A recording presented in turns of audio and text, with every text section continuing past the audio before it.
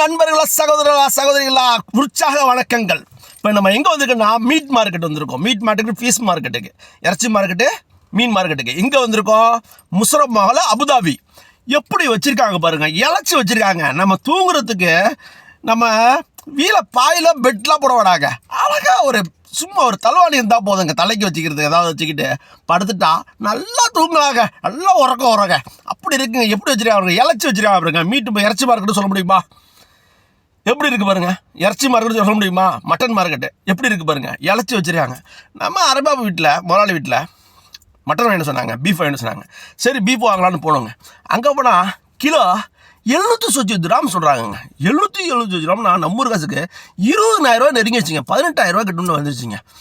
அப்புறம் பார்த்துட்டு சரி நம்ம முதலாளி மார்க்கு ஃபோன் அடித்து கரெக்டாக 1 கிலோ தான் வாங்க சொன்னாங்க. அது ஆஃபர் 50% ஆஃபர் வந்து 320 ரூபா வந்துச்சு, 420 கிராம் வந்துச்சு. சரி 419 கிராம் வந்துச்சு 1 கிலோ வாங்குங்கன்னு சொன்னாங்க. சரிண்டு 1 கிலோ ஆர்டர் பண்ணிட்டேங்க. நல்லா முறையாக வெட்டி நல்லா ஸ்லேஸ் போட்டு, ஆஸ்திரேலியா பீஃபுங்க, நல்லா ஸ்லேஸ் போட்டு முறையாக கொடுத்துட்டாரு. 3 பீஸாக நல்லா இருந்துச்சுங்க பார்க்குறதுக்கு. என்னத்தான் இருக்குன்னு தெரியலங்க அந்த சாப்பாட்டில், அந்த பீஃபில். அதுவும் 1 கிலோ வாங்கி 10,000 ரூபா நெருங்கிடுச்சுங்க நம்ம ஊருக்கு. 4 கிராம் 5 கிராம் போட்டால் 10,000 ரூபாங்க நம்ம ஊர் காசுக்கு. அந்த 10,000க்கு ஒரு மாடே வாங்கிடலாங்க நம்ம ஊரில். 1 கிலோ இந்த பாருங்க, இதுதாங்க போட்டு வெட்டி இது வச்சுருக்காங்க பாருங்க. இதுதான் 3 பிளேட்டில் தான் இருக்குது 1 கிலோ. இதனுடைய விலை வந்து 10,000 ரூபா ஊர் காசுக்கு நெருங்கிடுச்சு. இங்கே உள்ள காசுக்கு 419 கிராம்ஸுக்கு வாங்கினாங்க, வெட்டி கொடுத்துருக்காங்க. அவங்க பைசா உள்ள ஆள், காசு உள்ள ஆளுங்க, சாப்பிட வேண்டியதுன்னு.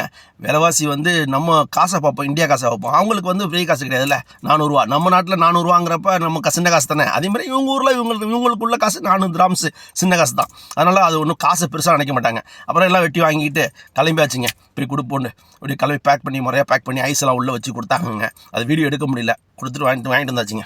அதில் விலை போட்டிருக்கு பாருங்க, மேலே 764 ரூபாங்க கிலோ. அதில் 50% கழிச்சிக்கிட்டு 416 ரூபா போட்டிருக்குங்க விலை. 416 கிராம்ஸுங்க. ஏதோ ஆஃபர்லாம் போட்டு என்னமோ கழிச்சிக்கிட்டு 416 கிராம்ஸ் வாங்கிட்டாங்க 1 கிலோவுக்கு. 1 கிலோ 416 கிராம்ஸ்னா நம்ம ஊர் காசு 20,000 ரூபா நெருங்கிடுச்சிங்க. 18,000 ரூபாங்க. எப்படி இருக்கு பாருங்க. வீடியோ லைக் பண்ணி கமெண்ட் பண்ணுங்க.